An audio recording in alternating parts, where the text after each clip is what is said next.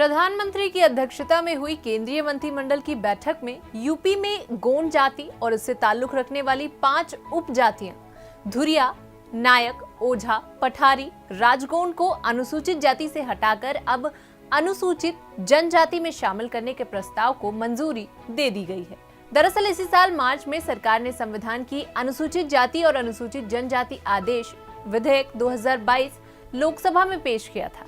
इस विधेयक में उत्तर प्रदेश की गोंड जातियों को अनुसूचित जनजाति का दर्जा दिया जाने का प्रावधान था, जिसे वहां ध्वनि मत से पारित भी कर दिया गया। हालांकि तब राज्यसभा में ये बिल पास नहीं हो पाया था। ऐसे में केंद्रीय मंत्रिमंडल में इसे पारित कराने का फैसला लिया गया। पर अब एक बार फिर से राज्य की सिफारिश ने भारत के महापंजीयक से सलाह मशवरा करने और अंतर मंत्रालयी विमर्श के बाद केंद्रीय मंत्रिमंडल के समक्ष इस प्रस्ताव को रखा गया और अब जाकर इसे मंजूरी मिल चुकी है।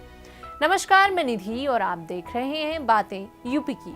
बता दें, अनुसूचित जाति में उन जातियों को शामिल किया गया है जो पहले के जमाने में अछूत, अस्पृश्य, दलित या फिर हरिजन कहे जाते थे। वहीं अनुसूचित जनजाति में मुख्य रूप से आदिवासी जीवन बिताने वाले जातियों को शामिल किया गया है।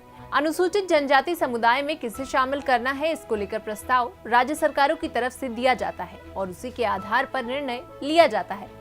किस जाति को सूची में शामिल किया जाना है, ये फैसला सरकार अकेले नहीं करती है। इसको लेकर उच्चतम न्यायालय का आदेश है कि जिन समुदायों को अनुसूचित जाति में शामिल करना है, इस बारे में सारे फैसले का अधिकार सरकार की बजाय संसद के माध्यम से पारित करने को कहा गया है।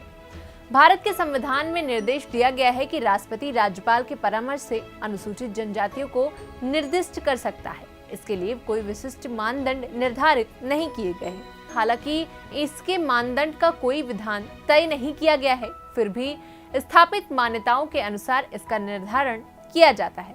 इन मान्यताओं में कुछ विशेषताओं को भी शामिल किया गया है, जैसे आदिम गुण, विशिष्ट संस्कृति, भौगोलिक अलगाव, विशाल समुदाय से जुड़ने में संकोच और पिछड़ापन। ये सामान्य मानदंड 1931 की जनगणना की परिभाषाओं, प्रथम पिछड़ा वर्ग आयोग 1955 की रिपोर्टों, कालेलकर सलाहकार समिति और लोकुर समिति द्वारा तैयार की गई अनुसूचित जाति, अनुसूचित जनजाति की पुनः संशोधित सूचियों के आधार पर तय किए गए थे। भारत के संविधान में अनुसूचित जनजाति का दर्जा प्राप्त करने वाले समुदायों को कुछ संरक्षण भी प्रदान किए जाते हैं।